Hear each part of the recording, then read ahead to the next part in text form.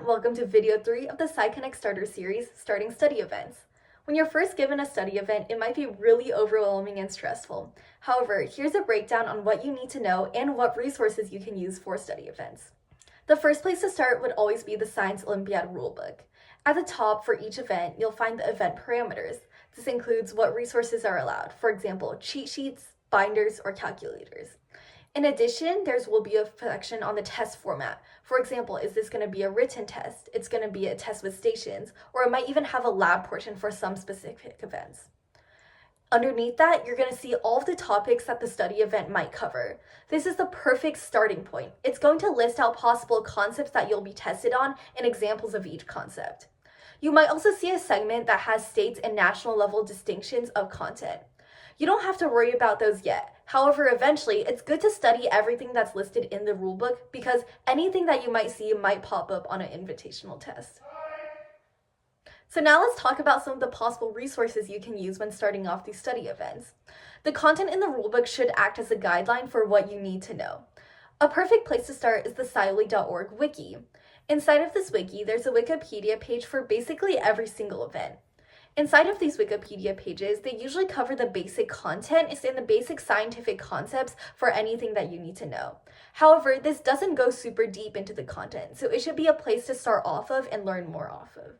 In addition, shameless plug, you can use the SciConnect courses to get a good introduction into almost every Division B and C event.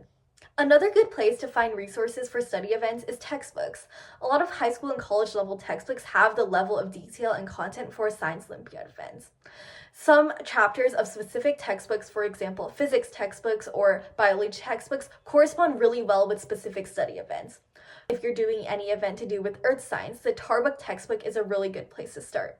There's a lot of different places where you can find these textbooks for cheaper prices or at your local libraries. In addition, you can definitely Google basically anything. Once you have a starting off point, whether it be from SciConnect courses or the scioli.org wiki, you can Google things in order to get a more in-depth, detailed knowledge from them. There's also a lot of websites that aggregate different concepts together. For example, websites that put together all of the knowledge you need to know for physics events or biology events. You can go based off of to learn more content. You can also use websites like Quizlet. A lot of past Science Olympiad students have made Quizlets to study off of, and you can make your own or use theirs in order to study. Another good place is practice tests. You can find practice tests online if you Google Science Olympiad practice tests, and also invitationals throughout the year will release their tests that they used at the invitationals for free. Taking these practice tests is a great way to know what you know and what you don't know, and to get a really good sense of your current level of knowledge and what you need to study more of. So here are my tips for study events. Honestly, just start. Pick one concept from the event you're interested in and really understand it. From there, you can build off of that and learn more different concepts. In addition, you should collaborate with others. Inside of your team, you're probably not the only person doing a specific event.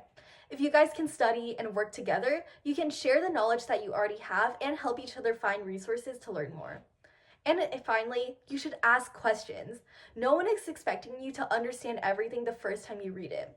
Whether it's asking questions in Discord servers, to your peers, to your teachers, or to Google, it's always good to continue to be curious to understand what you're doing more.